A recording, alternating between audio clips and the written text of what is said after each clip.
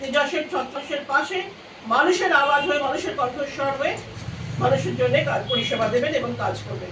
এবং আমি তেজসের রাজ্য সভাপতি এবং ফাউন্ডার চেয়ারম্যান হিসেবে অত্যন্ত সম্মানিত বোধ করছি যে ওনারা এখানে আমাদের সাথে সম্মিলিত হয়েছেন এবং একসাথে কাজ করা। প্রান্তিক মানুষদের সাথে তাদেরকে পাশে পাওয়া এটা তো সৌভাগ্যের ব্যাপার।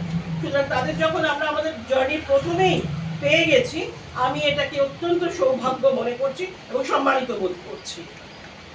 আপনি কিছু বলতে, কথা বলার ধরন দেখে, তাদের মন মানসিকতা দেখে, তার উপরে বেস করে কতটা ভরসা করতে পারছে, বিশ্বাস করতে পারছে, রিলাই করতে পারছে, তার উপরে বেস করে মানুষ তাদের ভোট দেয়।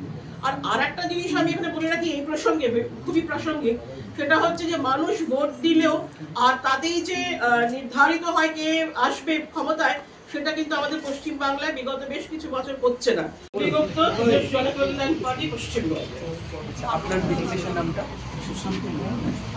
জোরে বলুন। সুশান্ত। কি আপনি ডেজিগনেশনটা একটু বলুন। আমি হচ্ছি আম অর্থাৎ আদিবাসী একতা মঞ্চের রাজ্য সভাপতি। আচ্ছা, আপনি ম্যাডাম? মঞ্জু মেদি। আদিবাসী মহিলা একতা মঞ্চ নেতৃত্ব। ইনি মহিলা নেত্রী, রাজ্যের মহিলা নেত্রী, মহিলা মঞ্চ রয়েছে, মহিলা মঞ্চ।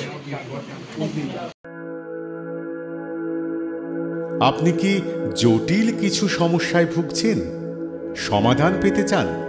যোগাযোগ করুন প্রখ্যাত জ্যোতিষ ও তান্ত্রিক মনসারাম ভট্টাচার্যের কন্যা মনসা কন্যার সাথে। প্রখ্যাত জ্যোতিষ ও তান্ত্রিক মনসা কন্যা হাওড়া জানবাড়ি ও হাতিবাগানের নিজস্ব মন্দিরেও বসেন।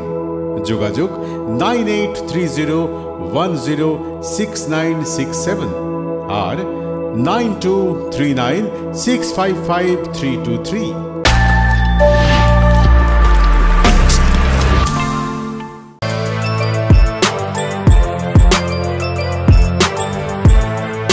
এখন অনেক বড় শ্রী লেদার্স হাওড়া ময়দান।